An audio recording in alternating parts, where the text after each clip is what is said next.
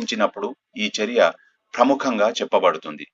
ప్రసాదం పంపిణీ చేయడం ద్వారా ఇతరులలో కూడా భక్తి భావన పెంచడం, సంబంధ బాంధవ్యాలు బలపడడం జరుగుతుంది. అంతేకాకుండా ఆ ప్రసాదం ద్వారా వారికి కూడా పరిహార ఫలాన్ని ఇచ్చిన వారవుతారు. ఇటువంటివన్నీ కుటుంబ పరంగానే కాకుండా సామాజికంగా కూడా సానుకూల ఫలితాలను ఇస్తాయని చెప్పబడింది. పూజ లేదా పరిహారం జరుపుకునే సమయంలో మీరు తరచుగా నవగ్రహాలను చూస్తూ చేయవలసి ఉంటుంది. దేవతను చూడకుండా చేసే ఏ పరిహారాలు కూడా ప్రతికూల ప్రభావాలని కలిగిస్తాయని చెప్పబడింది.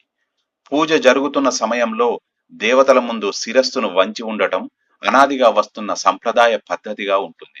నిజానికి ఇది కేవలం గౌరవ సూచకంగా ఉంటుంది, కానీ మీలో సానుకూల ప్రభావాలను సృష్టించే పూజను లేదా పరిహార పద్ధతులను అనుసరిస్తున్నప్పుడు ఆ దేవతలను తరచూ చూస్తుండాలని చెప్పబడింది.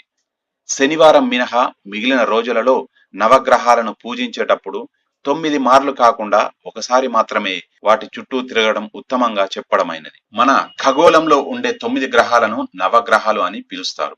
వీటికి జ్యోతిష శాస్త్రంలో చాలా విశిష్టత ఉంది.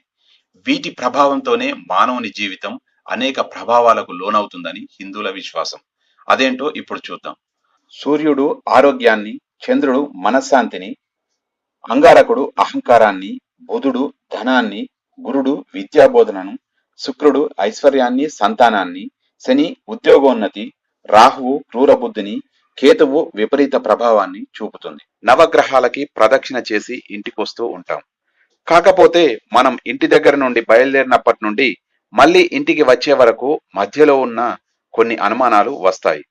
ముందు గుళ్ళోకి వెళ్ళాలా, నవగ్రహాలకు ప్రదక్షిణం చేయాలా, లేదా నవగ్రహాల ప్రదక్షిణం చేసి గుడిలో దర్శనం చేసుకుని ఇంటికి రావాలా, నవగ్రహ ప్రదక్షిణ చేసిన తర్వాత కాళ్ళు కడుక్కోవాలా, కాళ్ళు కడుక్కొని గుడిలోకి వెళ్ళాలా, గుడిలోకి వెళ్ళాక కాళ్ళు కడుక్కోవాలా, ఇలాంటి అనుమానాలు వస్తూ ఉంటాయి. వాటి గురించి ఇప్పుడు మనం తెలుసుకుందాం. మనం దేవాలయాలకు వెళ్ళేటప్పుడు దేవాలయంలోకి